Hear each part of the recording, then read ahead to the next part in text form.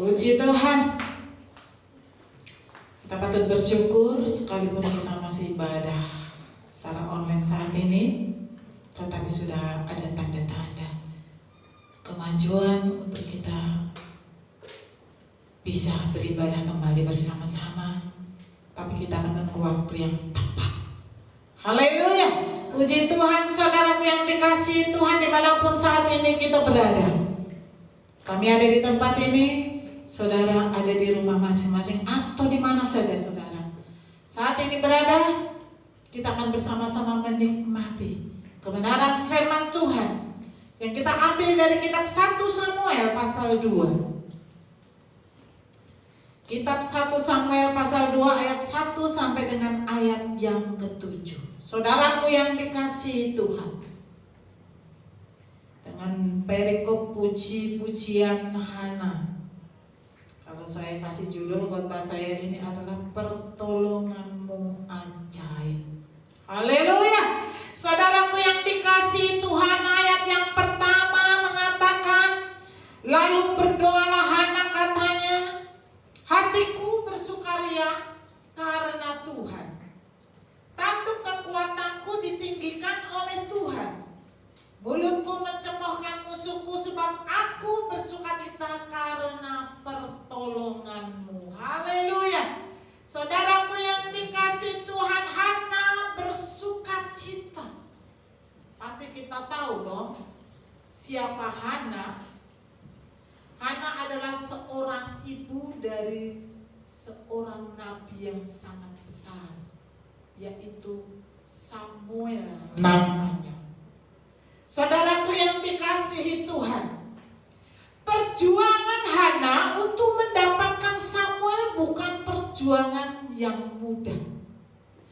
Dia melewati banyak tantangan, persoalan, hinaan, cemoohan.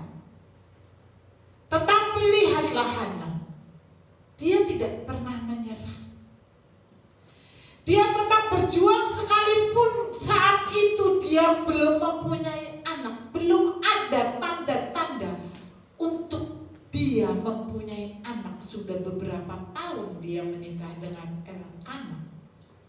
Tetapi dia tidak pernah menyerah. Saudaraku yang dikasihi Tuhan, ini perjuangan yang tidak mudah. Kenapa? Yang menjadi lawannya, yang menjadi orang yang suka mengejek, menghina dia itu justru orang terdekatnya, yaitu madunya yang bernama Penina. Artinya setiap hari Hana harus siap mendengarkan cemoohan, hinaan, ejekan daripada Penina. Saudaraku yang dikasih Tuhan, Penina itu siapa? Penina itu istrinya Elkanah juga. Dan dia juga selalu bersama-sama dengan Hana, dengan Elkanah datang ke bait Allah setiap tahun untuk mempersembahkan korban. Tetapi di sini ada perbedaan antara Hana dengan Penina. Hana orangnya rendah hati karena apa? Dia tetap berharap pertolongan Tuhan.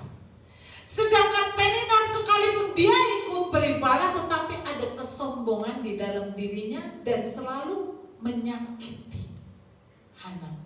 Ada perbedaan kan, sama-sama beribadah loh. Ya. Sama-sama datang ke bait Allah. Jadi kalaupun ada orang yang datang beribadah, yang pergi ke gereja tetapi kesukaannya menyakiti orang lain, itu sudah ada di Alkitab. Jadi saudara gak perlu tanggapin atau gak perlu saudara layanin yang seperti itu. Cukup kita doakan saja. Saudaraku yang dikasihi Tuhan, perjuangan Hana bukanlah perjuangan yang mudah. Setiap hari dia harus menangis.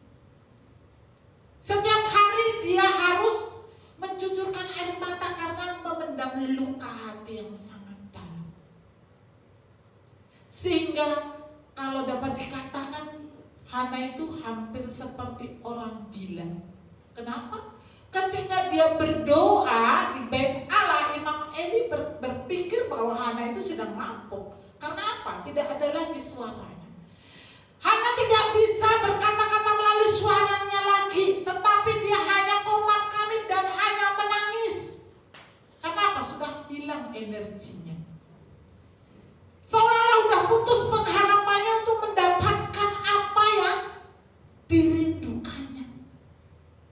Saudaraku yang dikasihi Tuhan, kita melihat ternyata Hana tidak gagal. Dengan air matanya yang turun setiap hari karena penderitaan itu, Tuhan melihat. Maka di dalam kitab 1 Korintus pasal 10 ayat yang 13 ya, 13. 1 Korintus 10 ayat 13 kita baca. Ya, 1 Korintus pasal 10 ayat yang ke-13. Demikianlah firman Tuhan, pencobaan-pencobaan yang kamu alami ialah pencobaan-pencobaan biasa. Ingat, pencobaan biasa yang tidak melebihi kekuatan manusia.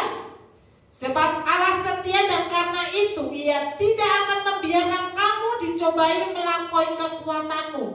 Pada waktu kamu dicobai, Ia akan memberikan kepadamu jalan keluar. Ingat, Dia akan memberikan kepadamu jalan keluar sehingga kamu dapat menanggungnya. Saudaraku yang dikasihi Tuhan, firman Tuhan berkata, percobaan yang kita alami ini adalah pencobaan biasa, apapun bentuknya. Mungkin versi Hana seperti ini, menginginkan anak. Mungkin versi Dora penderitaan yang kita alami berbeda. Mungkin faktor ekonomi, atau mungkin faktor rumah tangga, atau mungkin faktor penyakit. Tetapi firman Tuhan berkata pencobaan yang kita alami ini pencobaan yang biasa, yang tidak di luar kemampuan manusia. Tuhan itu tahu loh seberapa besar berat yang dapat kita tanggung. Satu contoh, kita punya anak umur 5 tahun. Gak mungkin kita kasih beban dia dengan beban yang dia tidak mampu angkat. Contohnya kita kasih beban 10 kilo, ya pasti dia gak akan bisa angkat, bisa jatuh kan. Pasti yang dia angkat pun sesuai dengan kemampuannya. Demikian juga di dalam kehidupan kerohanian kita. Beban yang kita alami ini sebenarnya sudah dilihat oleh Tuhan bahwa kita mampu mengatasinya. Karena firman Tuhan berkata, saat engkau dicobai, maka Tuhan akan memberikan jalan keluar. Ingat, Tuhan memberikan jalan keluar, itu janjinya. Oleh karena itu tetap berpegang kepada janji Tuhan, berpengharapan kepadanya, karena apa yang kita harapkan tidak pernah dipermalukan.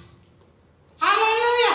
Saudaraku yang dikasihi Tuhan, Hana merasakan penderitaan yang luar biasa. Tetapi lihatlah, ketika janji Tuhan digenapi buat Hana, yang dilahirkan bukan manusia biasa. Yang dilahirkan Hana bukan manusia biasa. Karena memperolehnya pun dengan penderitaan yang luar biasa. Maka Hana berhak mendapatkan seorang anak yang luar biasa, yaitu Samuel namanya, yang menjadi seorang nabi besar. Saudaraku yang dikasihi Tuhan, di dalam kitab 2 Korintus 4 ayat yang 17 kita baca. 2 Korintus 4 ayat yang ke-17.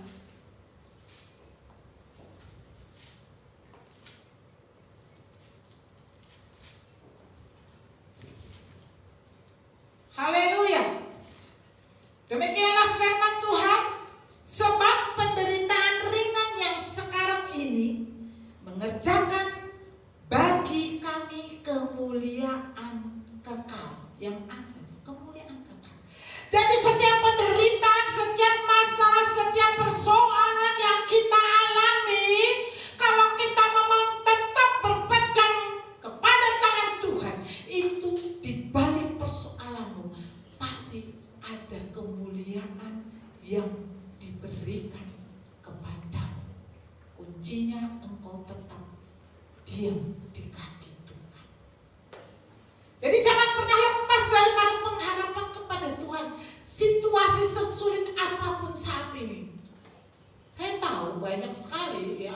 sudah banyak mengeluh dengan keadaan ekonomi saat ini karena pandemi yang belum selesai. Saudaraku yang dikasihi Tuhan, tidak ada yang dapat menolong saudara dan saya. Tidak ada yang kita harapkan dari manusia, karena yang lain juga kena sama. Tetapi ada satu tangan Tuhan yang siap menolong saudara dan saya.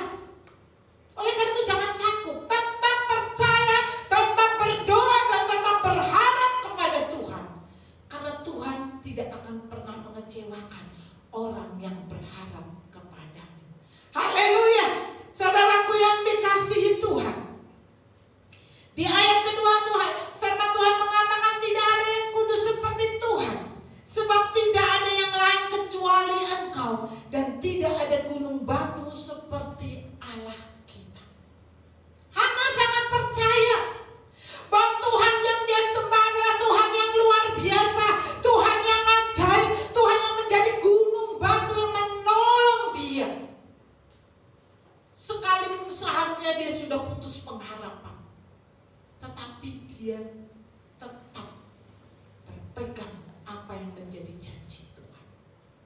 Bukankah ada pujian yang mengatakan, pertolonganmu begitu ajaib, kau telah memikat hatiku di saat aku tak sanggup lagi, di situ tanganmu bekerja. Haleluya. Saudaraku yang dikasihi Tuhan, pertolongan Tuhan itu ajaib. Di saat engkau tidak sanggup lagi, tangan Tuhan yang akan bekerja menolongmu. Jadi saudara tidak perlu takut. Jangan pernah menyerah dengan situasi dan keadaan saat ini. Tetap setia mengasihi Tuhan, tetap maju dan tetap berharap kepada Tuhan. Karena tangan Tuhan itu siap menolong saudara dan saya. Itulah keberadaan Tuhan itu untuk saudara dan saya.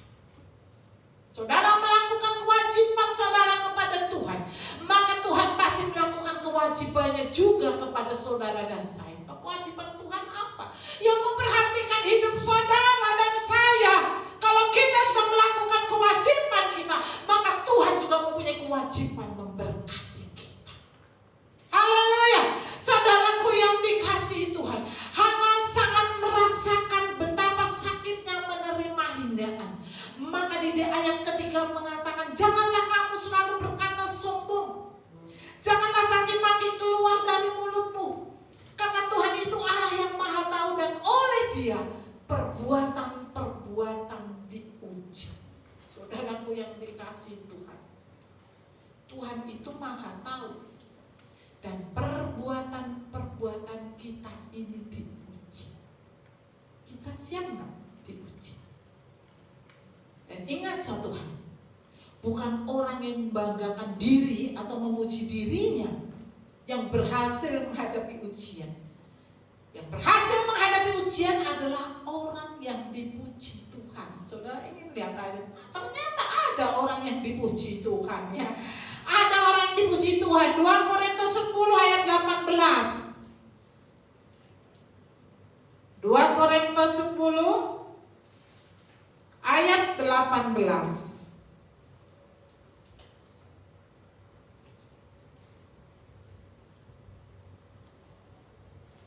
Haleluya. 2 Korintus 10 ayat 18 mengatakan, sebab bukan orang yang memuji diri yang tahan uji. Ingat, bukan orang yang memuji diri yang tahan uji, melainkan orang yang dipuji Tuhan. Haleluya. Ternyata ada orang yang dipuji Tuhan, dan orang itulah yang biasanya tahan uji. Karena dia tahan ujilah, maka dia dipuji Tuhan. Saudaraku yang dikasihi Tuhan, ternyata bukan hanya manusia yang memuji Tuhan. Tuhan juga bisa memuji manusia. Tetapi siapa yang dipuji oleh Tuhan? Berarti orang-orang yang lolos dari pengujian kehidupannya. Mungkin saat ini saudara sedang mengalami ujian, ya, dengan berbagai banyaknya persoalan, tantangan, baik itu ekonomi, mungkin rumah tangga, ataupun juga sakit penyakit. Tetapi kalau engkau lolos dari pengujian ini, Tuhan akan memuji engkau. Saudaraku yang dikasihi Tuhan, oleh karena setiap apa yang kita kerjakan dalam hidup ini, usahakanlah menjadi sesuatu hormat, pujian hanya untuk Tuhan.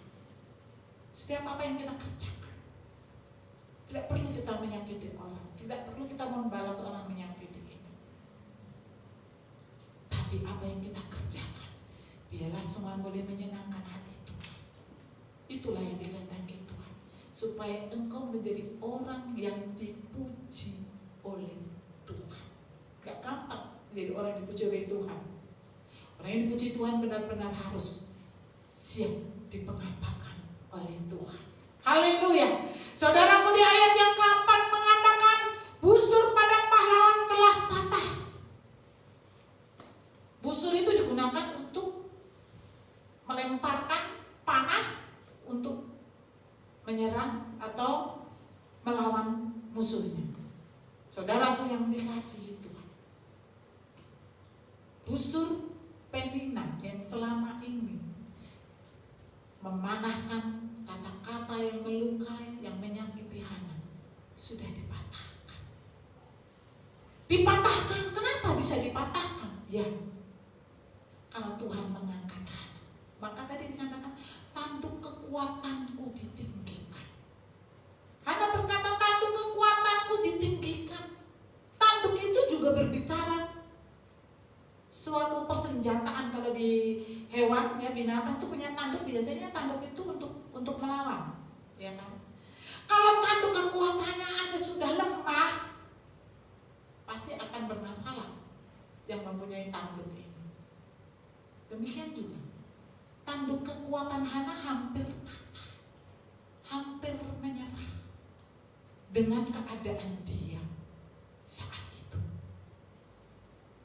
Busur penina terus menghantam dia panah-panahnya, sehingga dia seolah-olah tidak mempunyai kekuatan lagi.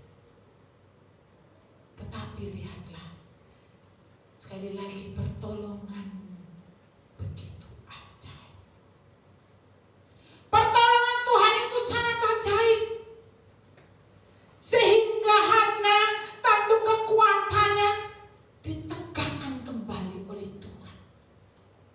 Sehingga yang selama ini dia loyo, dia tidak bisa mengangkat mukanya, dia mulai kembali bersinar, mengangkat mukanya karena pertolongan Tuhan. Mungkin saat ini engkau sedang mengalami persoalan yang mengundang banyak orang, mungkin menghina, mengejek karena situasi, kondisi ekonomi. Jangan takut, biarkan, jangan sakit hati, berdoa dan tetap percaya kepada Tuhan bahwa ada waktu Tuhan untuk mengangkat tanduk kekuatan. Lihatlah, busur penina dipatahkan oleh Tuhan. Jadi orang-orang yang selama ini mencemooh, yang selama ini mungkin menyakiti engkau, itu akhirnya akan diam. Tidak ada lagi kekuatan dia untuk menghina orang lain. Kenapa? Karena orang-orang yang selama ini dihina dibangkitkan dan diangkat oleh Tuhan. Bahkan di ayat ini mengatakan, tetapi orang-orang yang terhuyung-huyung pinggangnya berikatkan kekuatan. Bayangkan saja, orang yang sudah terhuyung-huyung sempoyongan berarti dia sudah sangat lemah. Tapi pinggangnya berikatkan kekuatan. Kenapa? Karena dia tetap berpegang kepada janji Tuhan, sekalipun persoalan, penderitaan, masalah menimpa dirinya, dia tetap percaya bahwa Tuhan pasti menolongnya. Maka ada ayat mengatakan di dalam kitab Yesaya pasal 42 ayat yang ketiga. Yesaya, ya, kita buka Yesaya. Yesaya 42 ayat yang ketiga.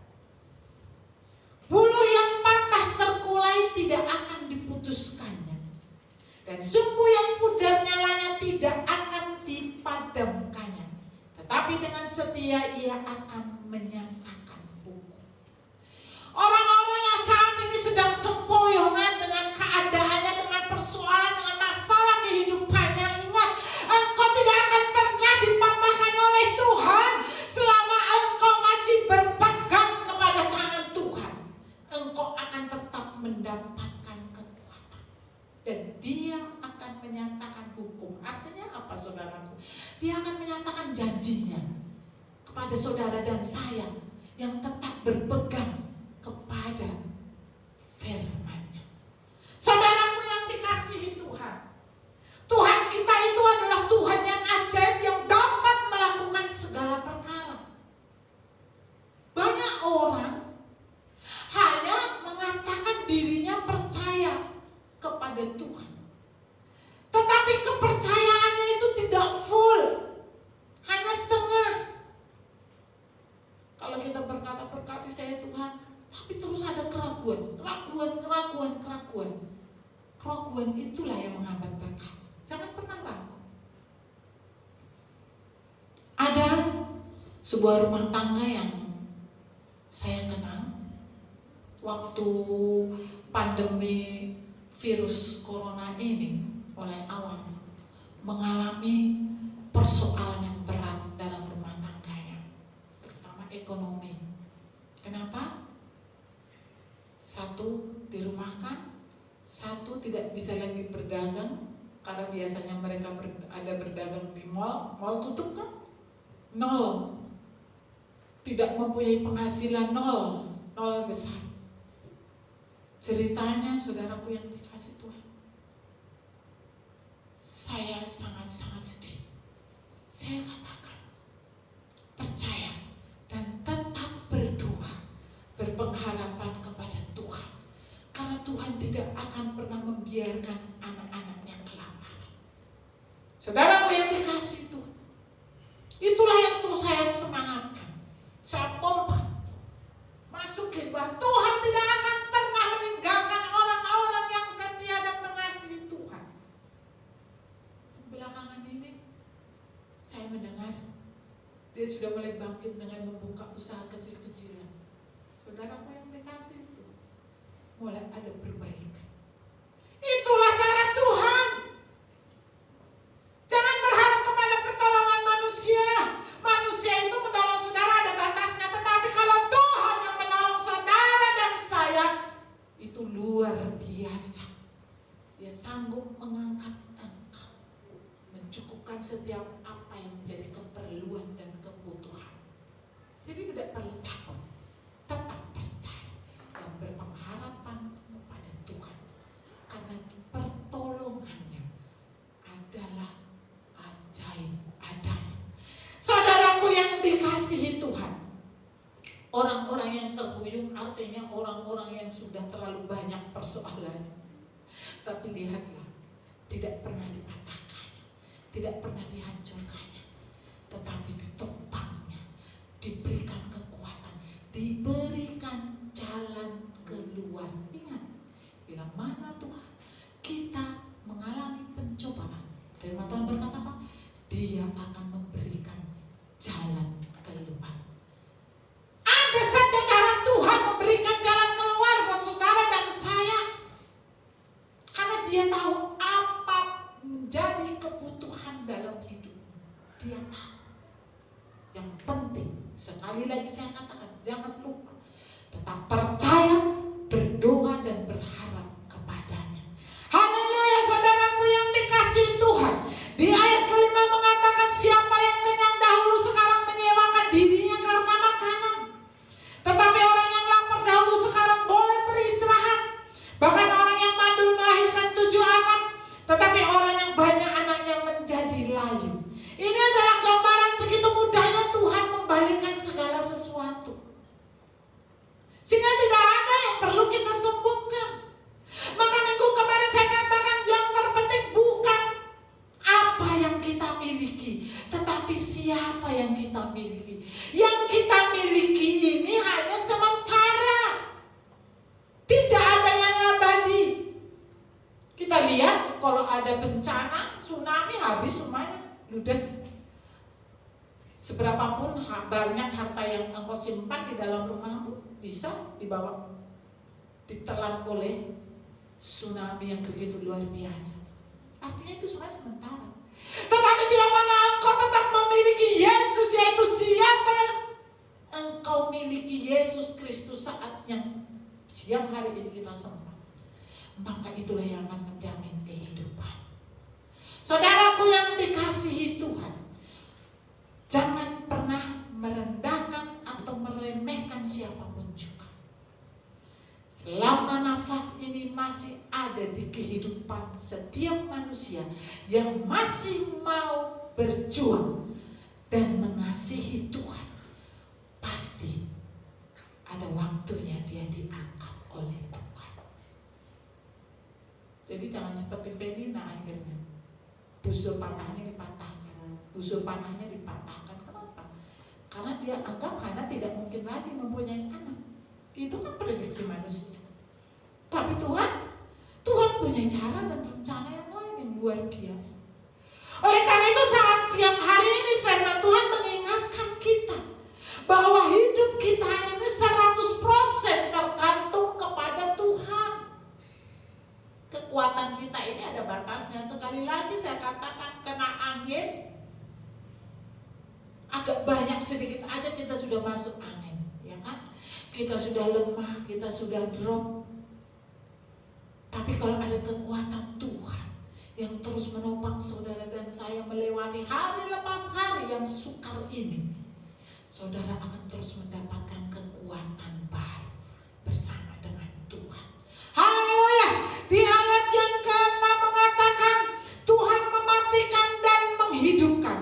Ia menurunkan ke dalam dunia orang mati dan mengangkat dari sana. Hak prerogatif. Kalau presiden punya hak prerogatif itu dia memutuskan apa saja jadi. Demikian juga Tuhan mematikan dan menghidupkan itu hak prerogatif Tuhan. Tidak ada yang dapat mengganggu-ganggukan. Kalau Tuhan menentukan saudara dan saya mendapatkan kehidupan, artinya apa? Artinya saudara, di dalam kehidupan kita ini ada pengharapan.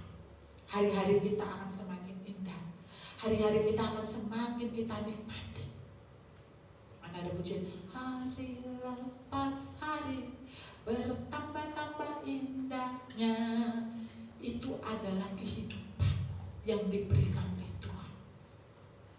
Hak prerogatif yaitu kematian dan kehidupan di tangan Tuhan. Kematian dalam hidup itu artinya apa? Bukan mati nafas gak ada lagi. Tetapi kematian dalam hidup itu adalah gambaran daripada penderitaan sampai akhir hidup kita. Tidak ada masa depan. Nah ini yang harus kita ambil sikap. Tetapi sekalipun ini hak prerogatif Tuhan menentukan kehidupan dan kematian, tapi Tuhan itu tidak diktator, bukan absolut, ya. Mutlak, contohnya tidak memperhatikan lagi faktor-faktor yang lain, tapi Tuhan itu juga memberikan kebebasan buat saudara memilih. Dan ketika pilihan itulah, maka Tuhan menentukan apa yang akan engkau terima. Saudaraku yang dikasihi Tuhan, di kitab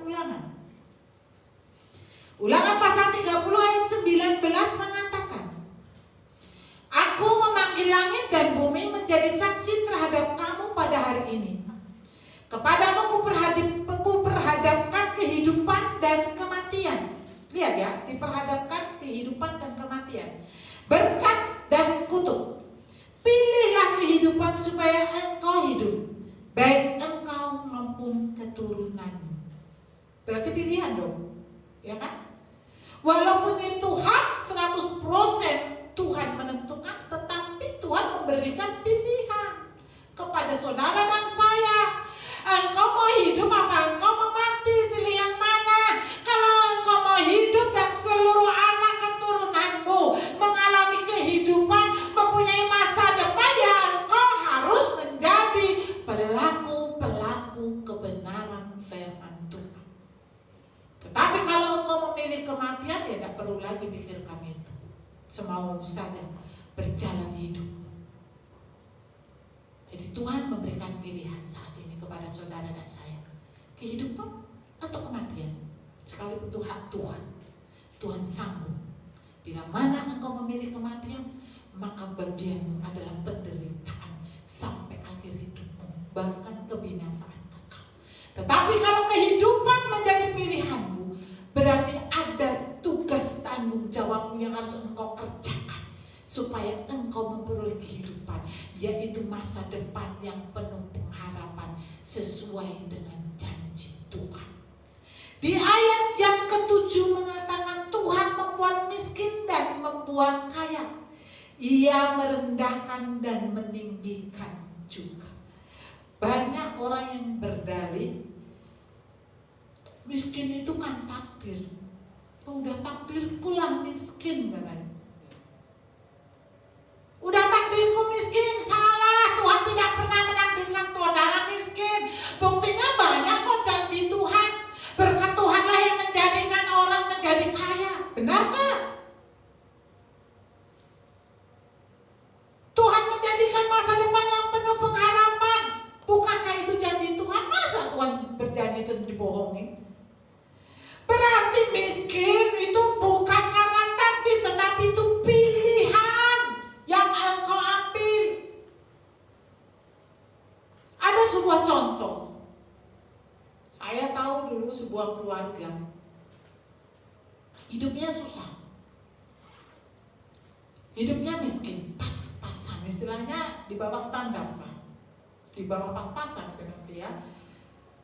Saudara tahu pekerjaannya berdagang.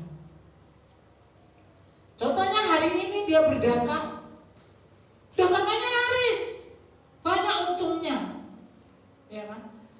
Setelah dilihat banyak untungnya, besok dia tidak berdagang lagi. Dia bilang capek kemarin sudah berdagang seharian, masih cukup kok ini uangnya untuk makan kita beberapa hari. Jadi istirahat dulu ya. Ada manusia yang seperti ini. Tuhan gak suka yang seperti itu. Dan nanti kalau uangnya sudah habis, mulai dia berdagang lagi. Demikian terus hidupnya. Kapan mau majunya? Kapan mau Tuhan memberkatinya?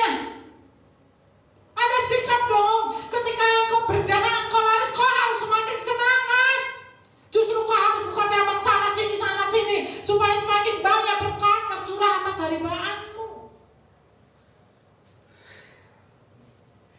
Saudaraku yang dikasihi Tuhan, banyak manusia yang seperti itu. Maka apa? Firman Tuhan berkata, tangan yang lambat membuat miskin, tangan yang rajin membuat kaya. Saudaraku yang dikasihi Tuhan, ada manusia yang seperti ini.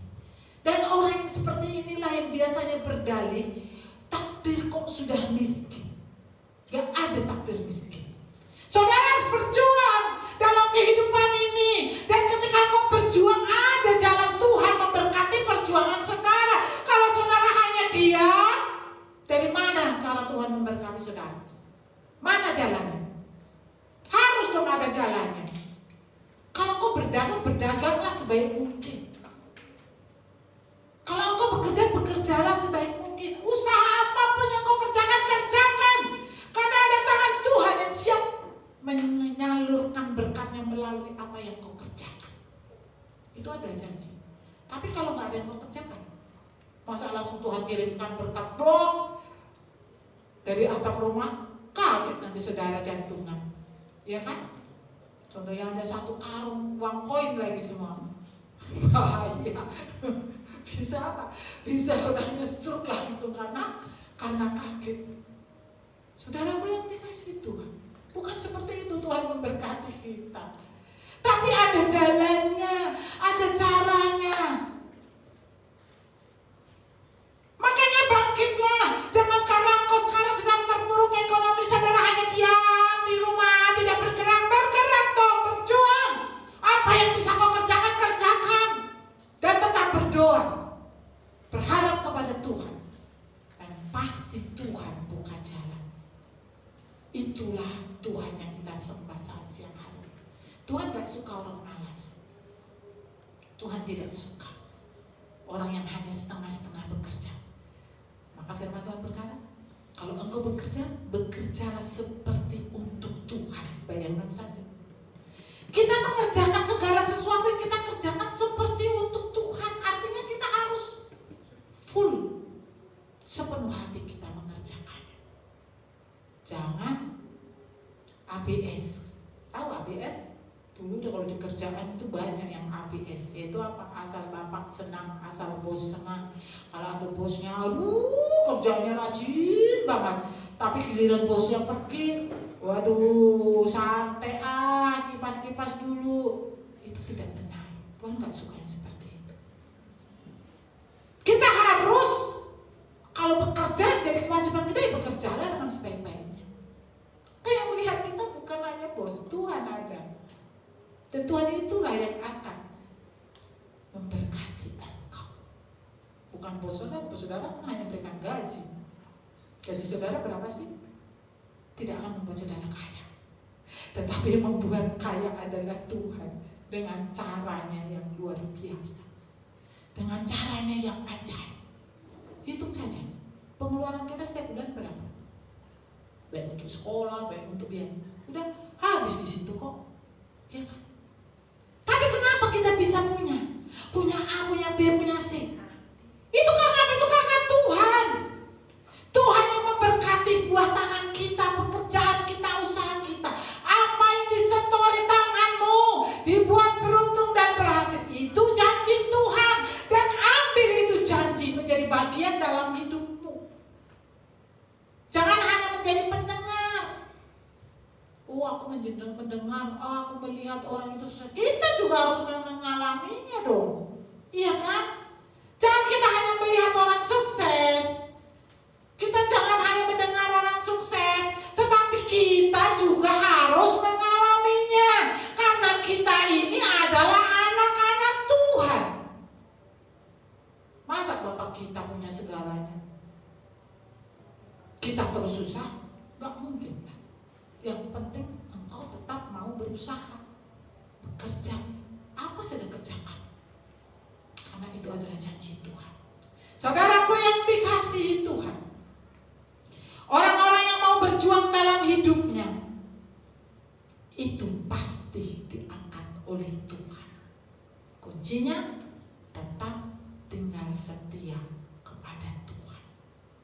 Sesulit apapun hidupmu saat ini, jangan putus asa. Jangan putus pengharapan. Karena ada tangan Tuhan yang akan siap menolong engkau. Mungkin engkau berkata, ya aku sudah usaha ini, aku gagal, usaha ini, aku gagal. Teruskan. Jangan fokus kepada kegagalan. Tapi fokuslah bahwa ada janji Tuhan yang Tuhan sudah persiapkan buat setiap kita yang mengasihi Tuhan. Lihatlah. Petani itu, pasti saudara tahu petani kan? Petani itu ketika mau menanam padi, apa yang dia kerjakan? Dia cangkol tanah itu, ya supaya jadi subur, dia pupukin, ya kan? Dia taburkan benihnya, dan itu dilakukan berhari-hari, bahkan harus menyirami berbulan-bulan, dengan satu pengharapan apa? Panen kan? Dengan satu pengharapan bahwa tiba harinya panen, mereka akan panen besar. Tetapi lihatlah, terkadang-kadang petani juga mengalami masa gagal panen, ya kan? Mungkin karena hama wereng, hama belalang yang gak tahu-tahu tiba-tiba ribuan belalang makanin semua padinya. Saya mau tanya, menyerahkah petani ini? Menyerahkah petani ini ketika gagal panen? Menyerahkah terus dia tidak mau menanam lagi? Terus dia hanya ongkang-ongkang di rumah diam saja, hanya berdoa aja. Berdoa juga harus bekerja dong. Berdoa juga harus berusaha. Tapi lihatlah petani ini, sekalipun dia gagal panen, besoknya lagi dia bersihkan lagi tanah itu, kembali lagi dia cangkulin dengan satu harapan, dia akan panen besar. Dan lihatlah, mungkin bisa berkali-kali dia mengalami gagal panen, tetapi dia tidak pernah menyerah untuk menabur dan menabur. Dan lihatlah, pasti ada saatnya mereka panen besar. Haleluya. Demikian juga di dalam kekristenan ini. Kalau saat ini engkau belum panen, jangan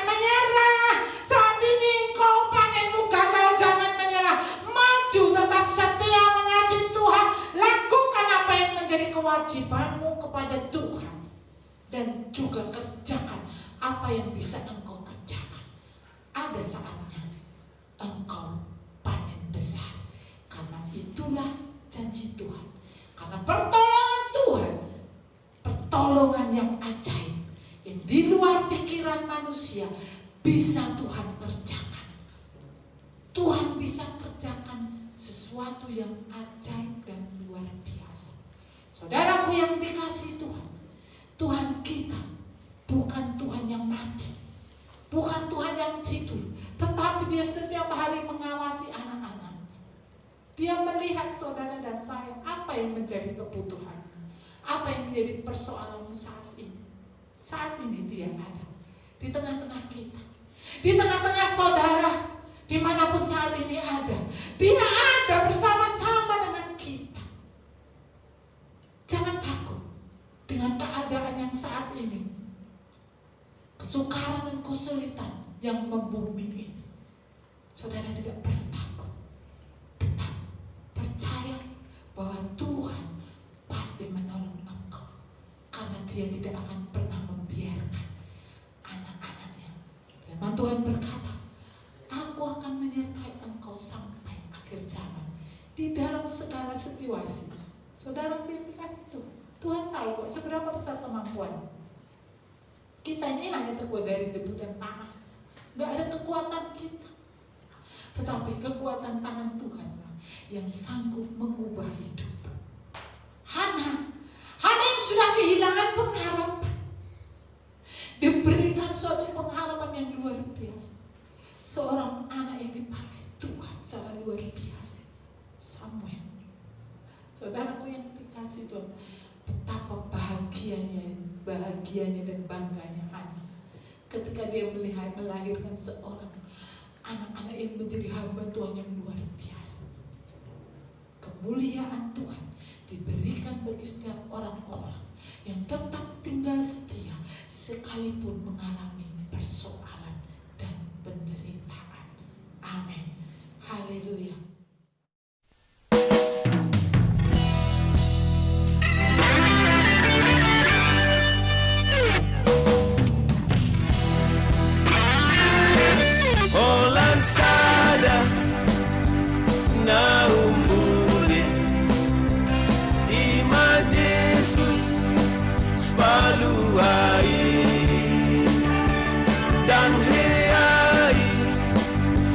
Sian au sai toto